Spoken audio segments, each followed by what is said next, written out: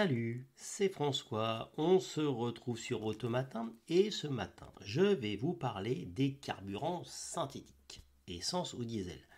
Les carburants synthétiques, ça n'est pas une nouveauté, même pendant la Deuxième Guerre mondiale, les Allemands qui n'arrivaient plus à accéder aux puits de pétrole fabriquaient leurs carburants synthétiques, en particulier pour leurs avions ou pour leurs célèbres V1 et V2. Mais il y a un grand retour, et en particulier Total et Kuwait, sous l'égide d'un fabricant finlandais, reviennent sur le sujet pour produire pour l'aspect diesel, du HVO100, qui veut dire huile végétale hydrotraitée. Donc c'est un combustible de synthèse qui est créé à partir de déchets issus de l'industrie alimentaire, les graisses animales ou les huiles de friture. Alors c'est traité à l'hydrogène, donc on rajoute de l'hydrogène et ça se transforme en diesel, mais qui n'a aucune origine fossile.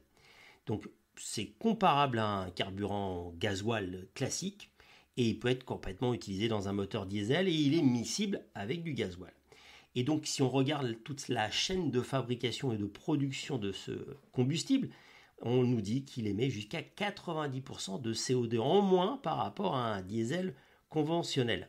Et puis surtout, il arrive même, vu sa qualité, parce qu'il est paraffinique, je ne fais que répéter, ça gagne encore 5% de CO2 à la combustion. Donc c'est pas 90% c'est dans la fabrication et à la combustion on gagne 5%. Et l'autre avantage qui est par contre pas négligeable, c'est qu'il émet beaucoup moins de NOx, de particules fines, etc. Et donc 25% de moins. Et ça je trouve que c'est carrément intéressant. Bon, aujourd'hui ces produits sont en France réservés à des flottes de véhicules captifs et sur des flottes qui veulent réduire leur émission de CO2 et être très éco-responsables. En Belgique, les stations Q8 distribuent maintenant dans 3 stations, et ça devrait s'élargir, ce produit. Le seul détail, c'est que ça coûte quand même 70% de plus que du diesel classique, donc on est aux alentours de 2 €.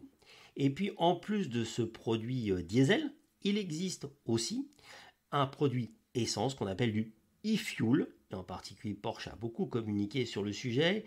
Donc c'est un process industriel d'électrolyse qui sépare l'oxygène et l'hydrogène de l'eau, et après on rajoute du CO2 dans l'air, il est mélangé à l'hydrogène et on crée un méthanol, et après ça devient de l'essence. Enfin bon, c'est très compliqué, mais en tout cas ça fonctionne, mais on arrive encore à un coût de production, en tout cas à un coût entre guillemets à la pompe, de 2 € du litre sans aucune taxe. Mais on nous promet, tant sur le HVO100 que sur le e-fuel, des réductions de coûts de fabrication avec l'augmentation des volumes, parce que pour le moment, Porsche annonce en 2022 ne produire que 130 000 litres d'e-fuel, autant dire une goutte d'eau dans un océan d'essence. Mais en tout cas, la piste est là, et ça permettra peut-être de prolonger d'une façon intelligente l'utilisation du moteur essence, et en tout cas avec des vraies solutions écologiques, et pas en produisant des choses encore plus anti-écologiques que celles qu'on veut remplacer.